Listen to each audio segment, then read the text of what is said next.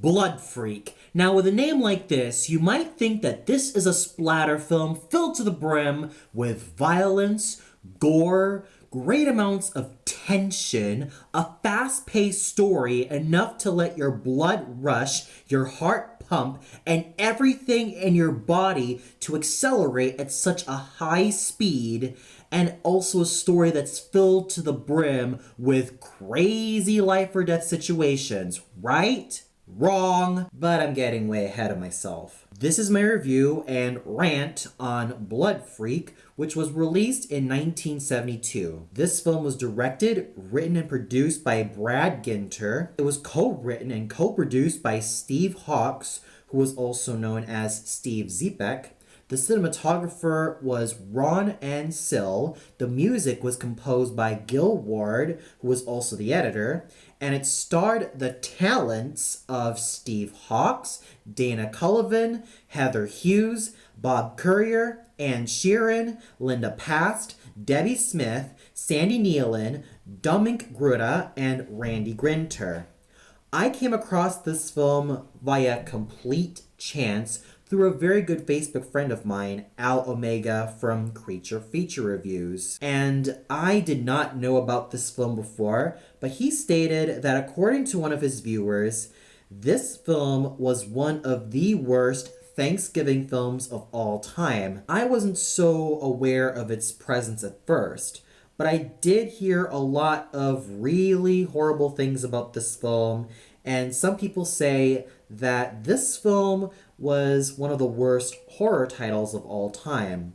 And after I watched this film, I think it kind of deserves that title of one of the worst horror films I have ever seen. But I will say this, at least it's slightly better than Birdemic 1 and 2, but only marginally. Now, going into the story, it does have a pretty ludicrous concept, but it's also backed up by a lot of things which it tries to be but kind of fails at. The ludicrous concept of the story is that we have our main protagonist, Herschel, who is lured into the world of drugs, and he gets accepted in some laboratory as some guinea pig, where his main objective is to try out some roasted turkey which may or may not be contaminated, and after some side effects of this said meal, he gets turned into a turkey and human hybrid,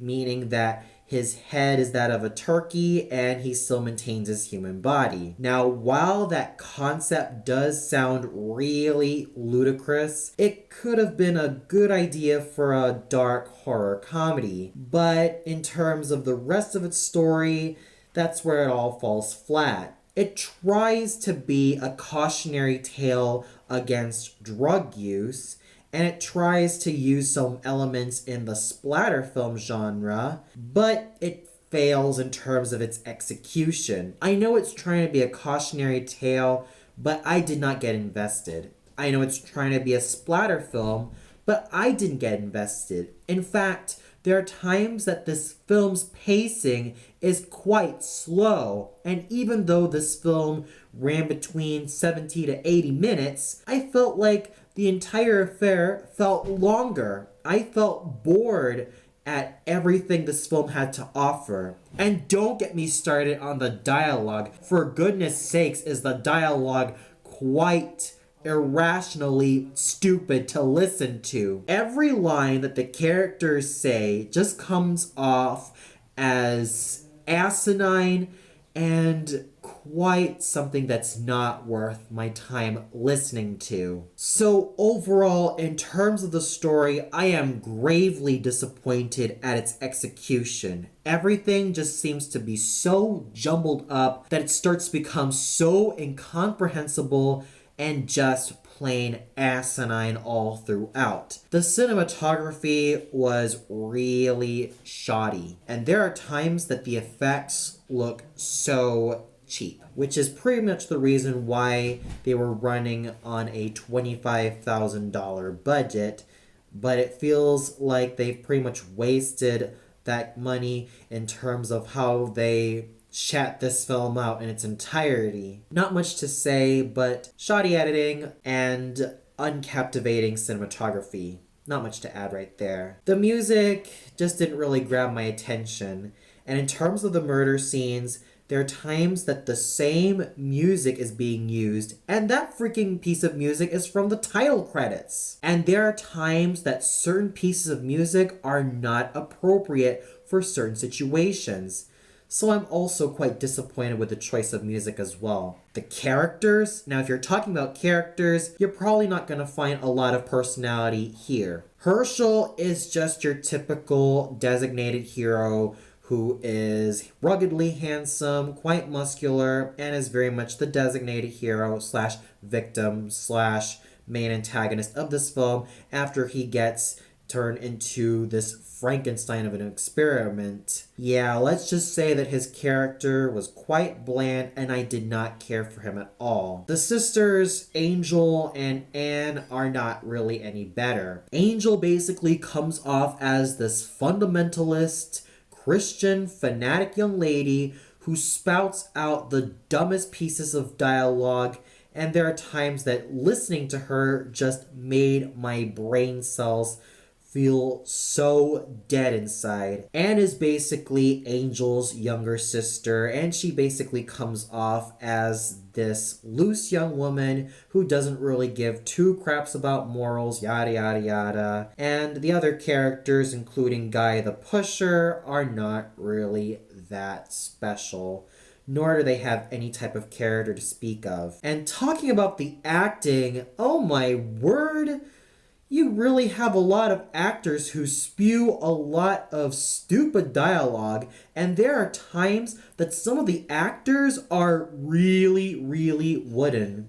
The worst case really has to come from the head scientist, whose lines were just so appalling to listen to that they just end up being so flat, so uninteresting, and his overall line delivery, as I stated before, was really, really flat in general and just came off as completely wooden. And even though Steve Hawkes was quite the looker, he couldn't really act his way out of a wet paper bag.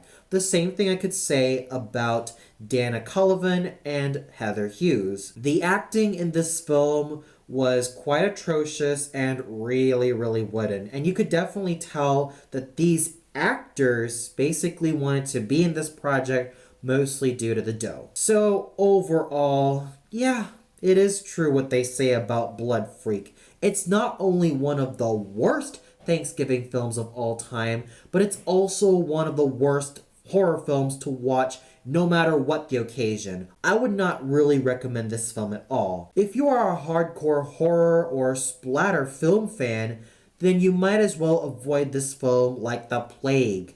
And with that said, I give Blood Freak a 0 out of 5.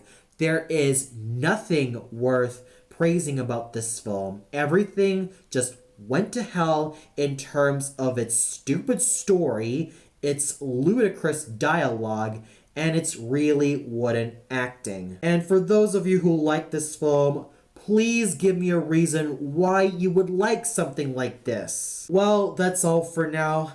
Now, if you'll excuse me, I have a concert to attend to within 2 hours. That's right, Disney is Jazz, starring Anna-Katrin Meyer and Charles Elliott. So until then, have a great day, everybody, and do stay away from Blood Freak.